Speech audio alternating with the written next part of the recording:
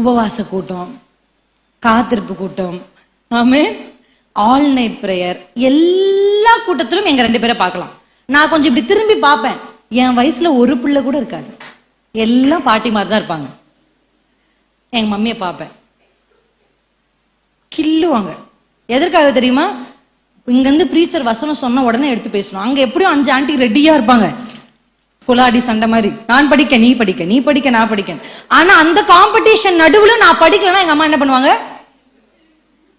அப்படியெல்லாம் தாய்க்கு அடங்கி இருந்ததுனாலயும் என்னமோ பைபிள் காலேஜே போகாம இந்த வசனங்களை பிரசங்கிக்க கர்த்தர் எனக்கு கிருபைகளை தந்து.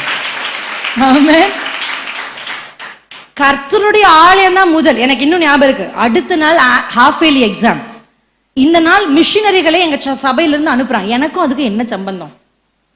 அடுத்த நாள் ஹாஃப் இயர்லி எக்ஸாம், மிஷினரிகளை சபையிலிருந்து அனுப்புகிறதுக்கு ஒரு கூட்டம் வச்சிருக்காங்க. ஒருத்தருமே வரல. ஹாஃப் இயர்லி எக்ஸாம் யாராவது வருவாங்களா? அடுத்த பிள்ளைங்க வரவே மாட்டான். எங்க அம்மா அதுக்கும் எங்களை கூட்டு போய் உட்காந்துட்டு இருக்காங்க.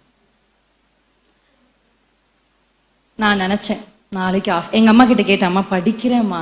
எங்க அம்மா சொன்னாங்க, 1 வருஷமா படிக்காதது இந்த 1.5 மணி நேரத்துல படிச்சு நீ கலெக்டர் ஆயிட போற.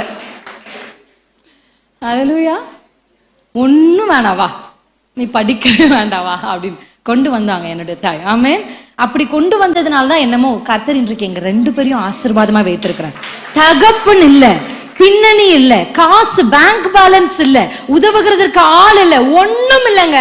ஆனா கர்த்தரை நம்பினதுனாலே, கர்த்தருக்கு முதலிடத்தை கொடுத்ததுனாலே எங்கள் இருவரையும் கர்த்தர் இன்றைக்கு கனப்படுத்தி வைத்திருக்க. நான் சொல்றேன், என் பிள்ளை வர மாட்டேங்குது, என் பிள்ளை ஒத்துழைக்க மாட்டேங்குது, அப்படியெல்லாம் கதை கிடையாது. ஸ்கூலுக்கு என்ன உங்க பிள்ளை விரும்பியா போகுது? எப்படி அனுப்புறீங்க உங்க பிள்ளைய ஸ்கூலுக்கு? ஹல்லேலூயா. எந்த பிள்ளைங்க சந்தோஷமா நான் ஸ்கூலுக்கு போறேன் மம்மின்னு போகுது? வேணான்னு தான் சொல்லுது. படிப்பு முக்கியம்னு எப்படி ஸ்கூலுக்கு அனுப்புறோமோ, சபை அதை விட முக்கியம் என்று சொல்லி பிடிக்காவிட்டாலும் கொண்டு வந்து விட வேண்டியது உங்களுடைய கடமை.